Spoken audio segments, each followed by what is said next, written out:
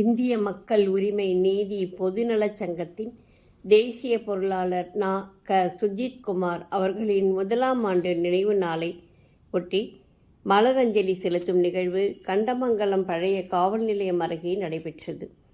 சங்கத்தின் தேசிய தலைவரும் பத்திரிகையாளருமான பாரத சேவா ரத்னா டாக்டர் பாலகண்ணியப்பன் தலைமையில் தேசிய மகளிர் தலைவர் நாகலட்சுமி, புதுச்சேரி மாநில செயலாளர் பாண்டுரங்கன், தலைமை ஒழுங்கு நடவடிக்கை குழு அமைப்பு செயலாளர் குமார் என்ற சின்னசாமி, துணைத் தலைவர் ஓய்வு பெற்ற வட்டார வளர்ச்சி அலுவலர் பாண்டுரங்கன், தேசிய இளைஞர் அணி தலைவர் தனசேகரன், புதுச்சேரி மாநில தலைவர் ஓய்வு பெற்ற இராணுவ வீரர் சந்திரன், நிர்வாகி அச்சுதன், புதுச்சேரி மாநில அமைப்பு செயலாளர் தாபா பிரகாஷ், மாநில இணை செயலாளர் ரமேஷ், மாநில சுற்றுச்சூழல் பாதுகாப்பு பணி செயலாளர் தினகரன், தலைமை ஒழுங்கு குழு நடவடிக்கை குழு அமைப்பாளர் புவனேஸ்வரி, புதுச்சேரி மாநில மகளிர் அணி திரைப்பட தொகுப்பாளர் திலீபன் அனைவரையும் வரவேற்க கண்டமங்கலம் வடக்கு ஒன்றிய அதிமுக செயலாளர்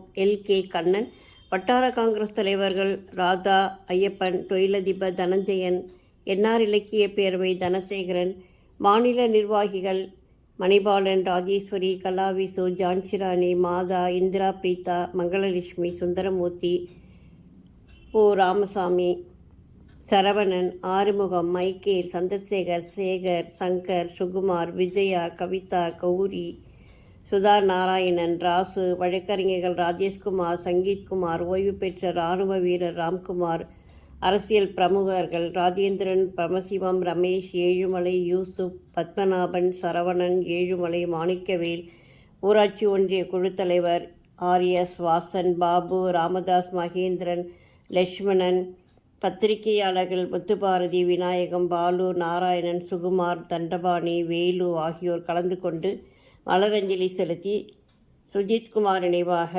மரக்கன்றுகள் நடப்பட்டன. அன்னதானமும் நடைபெற்றது.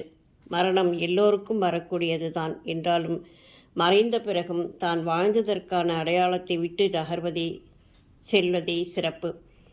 அத்தகைய சிறப்பு பெற்ற சுஜித்குமார் அவர்களின் நினைவாக நிகழ்த்தப்பட்ட நிகழ்வில் ஏராளமான பொதுமக்களும் கலந்து கொண்டு மௌன அஞ்சலி செலுத்தினர்.